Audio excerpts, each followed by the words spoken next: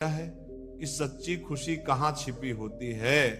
लोग दौड़ते भागते हैं, पैसे में, रिश्तों में और शोहरत में खुशी ढूंढते हैं, फिर भी दिल में एक खालीपन सा क्यों रह जाता है।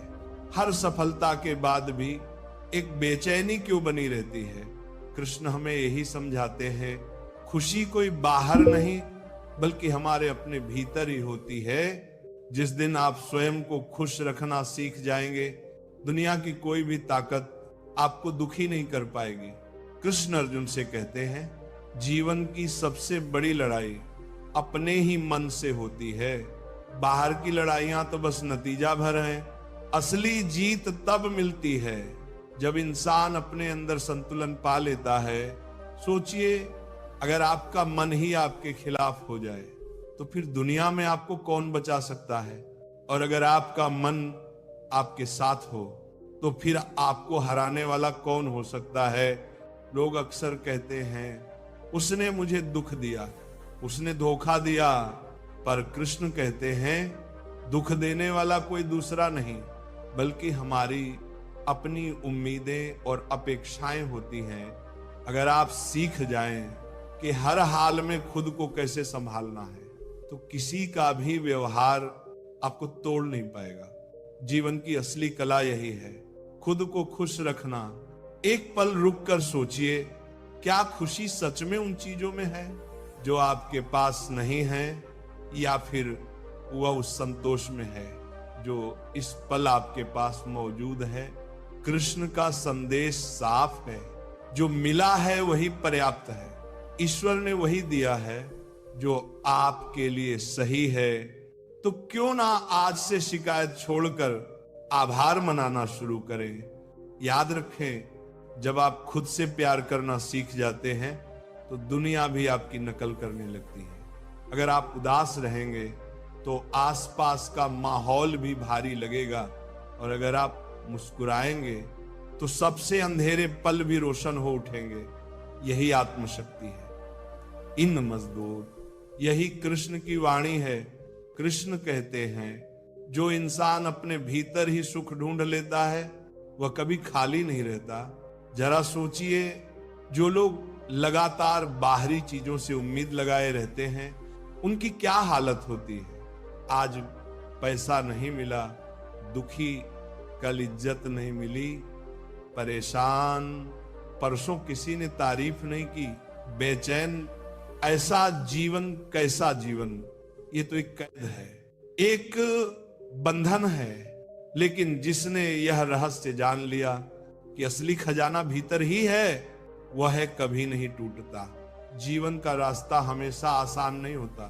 कभी पहाड़ जैसी मुश्किलें आती हैं, कभी रेगिस्तान जैसी प्यास लगती है, तो कभी आंधी जैसे तूफान आ जाते हैं। लेकिन अगर इंसान ठान ले कि मुझे अपनी शांति नहीं खोनी है, तो पूरी दुनिया उसके आगे हार मान लेती है। और ये शक्ति सिर्फ ज्ञान से आती है, वही ज्ञान जो कृष्ण ने गीता के रूप में दिया। अर्जुन की तरह हम सभी के जीवन में ऐसे पल आते हैं जब हम भटक जाते हैं। हम सोचते हैं क्या सही है, क्या गलत, किस रास्ते चले। ऐसे समय में हमें किसी सहारे की तलाश होती है, पर कृष्ण कहते हैं, असली सहारा आपके भीतर ही है। आपकी अंतर आत्मा, आपका विवेक, वही आपका सच्चा मार्गदर्शक है। जब आप खुद को सुनना सीख जाते हैं तो जीवन की आवाज साफ सुनाई देने लगती है। खुद को खुश रखने का मतलब ये नहीं कि आप समस्याओं से भागें, बल्कि इसका मतलब है, चाहे समस्या कितनी भी बड़ी क्यों ना हो, मन को बिखरने ना देना, मुस्कान ना छोड़ना, आत्मबल और विश्वास बनाए रखना। यही असली जीत है। और जब कोई इंसान ऐसा कर लेता है तो दुनिया भी उसकी ताकत को सलाम करती है। याद रखें, जो इंसान हर हाल में संतुलित रहता है वह दूसरों को भी ताकत देता है। अगर आप भीतर से मजबूत हैं तो आपकी मौजूदगी ही दूसरों के लिए सहारा बन जाएगी। ये वही अवस्था है जिसे कृष्ण स्थित प्रज्ञा कहते हैं। यानी वह इंसान जिसे ना दुख हिला पाए, ना सुख बहका पाए, कृष्ण का संदेश है। जीवन की सबसे बड़ी ताकत आत्मनिर्भरता है। अगर आपकी मुस्कान दूसरों के व्यवहार पर निर्भर है तो आप हमेशा कमजोर बने रहेंगे, लेकिन जब आपकी मुस्कान आपके अपने फैसले से जन्म लेती है तो कोई भी उसे छीन नहीं सकता। यही स्वतंत्रता, यही असली आनंद है। सोचिए, नदी जब बहती है तो उसे पहाड़, पत्थरीली जमीन, गड्ढे सब कुछ मिलता है। क्या नदी रुक जाती है? नहीं, वह अपना रास्ता खुद बनाती है, अपनी धारा खुद तय करती है। ठीक वैसे ही इंसान को भी हालात के मुताबिक खुद को ढालना होता है। अगर रास्ते कठिन हैं तो डर कर बैठने के बजाय यह तय करना होता है कि मैं अपनी खुशी का रास्ता खुद बनाऊंगा। अक्सर लोग कहते हैं जब सब कुछ ठीक हो जाएगा तब मैं खुश रहूंगा, पर सच ये है जब आप खुश रहना सीख लेंगे तभी सब कुछ ठीक नजर आने लगेगा, क्योंकि दुनिया वैसी ही दिखती है जैसी आपकी नजर होती है। अगर नजर निराशा से भरी है तो स्वर्ग भी नर्क लगेगा, और अगर नजर विश्वास से भरी है तो नर्क भी एक सबक बनकर स्वर्ग जैसा अनुभव देगा। कृष्ण ये भी सिखाते हैं कि खुशी एक साधना है, इसे रोज चुनना पड़ता है। जैसे सांस लेना, सुबह उठकर मन में ये संकल्प ले, चाहे आज कुछ भी हो जाए, मैं अपनी शांति नहीं खोऊंगा। ये एक वचन आपको पूरे दिन मजबूती देगा। और अगर दिन में कभी हार मानने का मन करे तो बस अपने भीतर कृष्ण की आवाज सुने, डर मत, मैं तेरे साथ हूं। खुद को खुश रखना सीखने का मतलब यही नहीं कि आप दूसरों से मुंह मोड़ लें। इसका मतलब है अपनी जड़ें इतनी गहरी कर लेना कि बाहरी तूफान भी उन्हें हिला ना सके। जिस तरह मजबूत जड़ों वाला पेड़ तूफान में भी नहीं हिलता, उसी तरह जिस व्यक्ति ने अपने भीतर की स्थिरता पाली है उस पर कोई भी मुसीबत हावी नहीं हो पाती। हमारी सबसे बड़ी गलती यह है कि हम अपने दुख का कारण हमेशा बाहर ढूंढते हैं, कभी हालात को, कभी परिवार को, कभी समाज को, तो कभी अपनी किस्मत को। लेकिन गीता में श्री कृष्ण स्पष्ट कहते हैं कि हमारा सुख दुख हमारे अपने विचारों से तय होता है। बाहरी दुनिया तो बस घटनाएं लाती है, लेकिन हमारी मन स्थिति ही उनका असर तय करती है। अगर आप अपने मन को काबू में कर ले तो दुख का प्रभाव अपने आप खत्म हो जाएगा। सोचिए, युद्ध के मैदान में खड़े अर्जुन ने हथियार डाल दिए थे और अपनों को सामने देखकर विचलित हो रहे थे, लेकिन कृष्ण ने उन्हें यही सीख दी कि जब तक आप अपनी भावनाओं के गुलाम रहेंगे सही फैसले नहीं ले पाएंगे। मन पर नियंत्रण ही जीवन की हर लड़ाई जीतने की कुंजी है। खुश रहना कोई छोटी बात नहीं, बल्कि एक गहरा निर्णय है। जब इंसान ठान लेता है कि वह अपनी ऊर्जा नकारात्मक बातों में नहीं गवाएगा तो उसकी पूरी मौजूदगी ही बदल जाती है। लोग उसके साथ शांति महसूस करने लगते हैं। इतिहास में जिन लोगों ने अपनी आंतरिक शक्ति को पहचाना वे ही आज भी हमारे लिए प्रेरणा बने हुए हैं। ध्यान दीजिए, जब मन प्रसन्न होता है तो वही खाना स्वादिष्ट लगने लगता है। जो कल बेस्वाद लग रहा था वही घर सुकून देने लगता है, जो कल तंग कर रहा था। इसीलिए असली बदलाव बाहर नहीं भीतर होता है।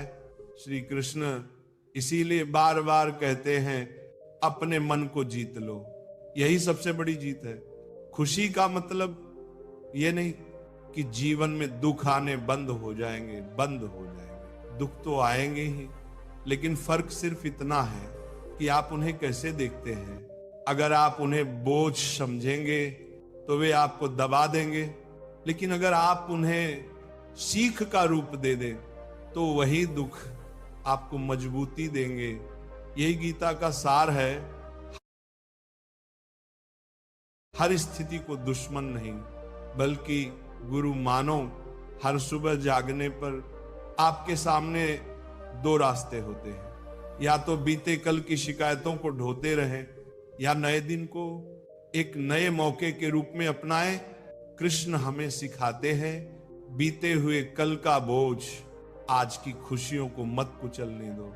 बीता हुआ कल नहीं बदल सकता, लेकिन आज की सोच बदल सकती है, और यही सोच आने वाले कल को बदल देती है। अपने मन को लगातार सकारात्मक ऊर्जा देना जरूरी है। जैसे शरीर को रोज भोजन चाहिए, वैसे ही मन को रोज अच्छे विचार चाहिए। अगर आप मन में कड़वाहट, ईर्ष्या और शिकायतें भरते रहेंगे तो चेहरा चाहे कितना भी हंसता दिखे, भीतर से आप खोखले होते जाएंगे। वहीं अगर आप कृतज्ञता, संतोष और विश्वास को अपनाएंगे तो जीवन का हर पल अनमोल लगेगा। याद रखें, सुख बाहरी चीजों से मिलता है, लेकिन शांति भीतर से आती है। बाहरी चीजें क्षणिक सुख देती हैं, लेकिन भीतर की स्थिरता ही सच्चे आनंद का स्रोत है। इसीलिए कृष्ण कहते हैं कि योगी वह है जो हर हाल में संतुलित रहे। अपनी खुशी की जिम्मेदारी खुद लीजिए। आपका जीवन सिर्फ आपका है। अगर आप दूसरों की राय के चक्कर में अपनी आत्मा को दुखी करेंगे तो अंत में कुछ भी हाथ नहीं आएगा। इसीलिए खुद के साथ न्याय कीजिए, अपने मन की सुनिए और अपनी आत्मा का सम्मान कीजिए। यही आत्मसम्मान धीरे धीरे आत्मिक सुख में बदल जाता है। खुश रहने का मतलब है हर स्थिति को एक अवसर में बदल देना। अगर जीवन ने आपको कठिन रास्ता दिया है तो समझ जाइए कि वो आपको मजबूत बना रहा है। अगर जीवन ने आपको अकेला किया है तो समझ जाइए कि वो आपको अपने असली स्वरूप से मिला रहा है। इस नजरिए से देखेंगे तो हर कठिनाई में छुपा उपहार दिखाई देगा। जीवन में कई बार लगता है कि सब कुछ हमारे खिलाफ है। रिश्तों में तनाव, काम में मुश्किलें, समाज की आलोचनाएं, ऐसे में हम टूटने लगते हैं। लेकिन कृष्ण सिखाते हैं कि टूटना हार नहीं है। असली हार तो तब होती है जब आप उठने की कोशिश ही छोड़ देते हैं। इसीलिए जब हालात कठिन हो तो खुद को याद दिलाइए, मैं इन परिस्थितियों से बड़ा हूं, मेरी आत्मा इन सब सीमाओं से परे है। यही सोच आपके भीतर नई ऊर्जा जगा देगी।